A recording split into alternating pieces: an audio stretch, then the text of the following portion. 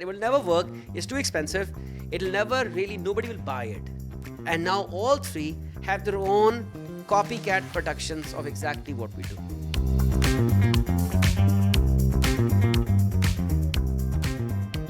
It's a story of life that I've seen in different projects. Whenever we do something new, there's a lot of naysayers. So you, after a few years, let's say about 10 years, I became known in the industry. People start. I'm a loner. I don't like to meet people, but people start to know you. People start to recognize your work. And then when I started doing new things, both with Nixer, then with Cedar, now with Alt, and even Ivy, I would get questions all the time.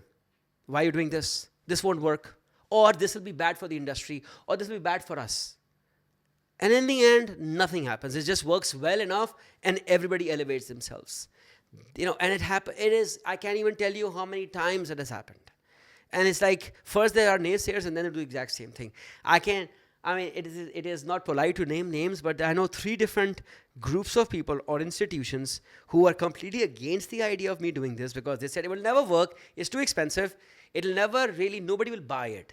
And now all 3 have their own copycat productions of exactly what we do. One even has copied our color codes. So yeah, that's fun to know that, all those people who know. But there's always resistance. And there's resistance from both parents also. Like, no, we want a live class. Now, parents don't understand the quality. They just see what they want. They don't care if, you can put a unskilled person as a teacher in front of a child. Just because he's there doesn't mean he's going to make them study better. Most parents are trying to get the teacher to do their job, is to motivate the child, is to get them to study. If that's the only problem, then it's not the teacher's job only. At the grades of A levels, we are providing them lectures. They're adults enough to explain concepts that we have to do. These are complex concepts and explanation that need explanation. We are not there to just motivate them to do homework 5 hours a day or whatever this or do that. And most parents still think that's what a teacher's job is at the older age. It doesn't matter. At that age, it's not.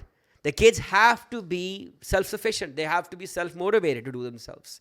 And that comes from upbringing at the home. And I can see the value that the parents show their child for education. And the value doesn't come from the parents saying, oh no, you got to study. I have enough parents who tell the kids, I tell this kid to study. He doesn't listen to me. No, they don't need to be told. They need to be modeled. You have to model learning in front of them. You have to have a household of learning. You have to read books in front of them. Study done on SAT test takers. The highest SAT scores are for those students where their house had a library and plenty of books. Why? Why do you have books? Because your parents are nerds or probably like reading. If the kid sees that, he himself or she becomes a reader. It's all that. Kids are going to absorb what parents model, not what they say. And so that's where the system is failing us also. Because everybody has a different expectation of the system. And it's not really solving the problem for everybody. And again, Alt on its own is not, hey, get me Alt and I'll get an A. No. We are providing with all the learning material you will need to ace. The child will have to spend maybe 80 to 100 hours per subject, per grade level to study, then to practice, then to find that time in their regular life, make schedules, stick to them daily, weekly.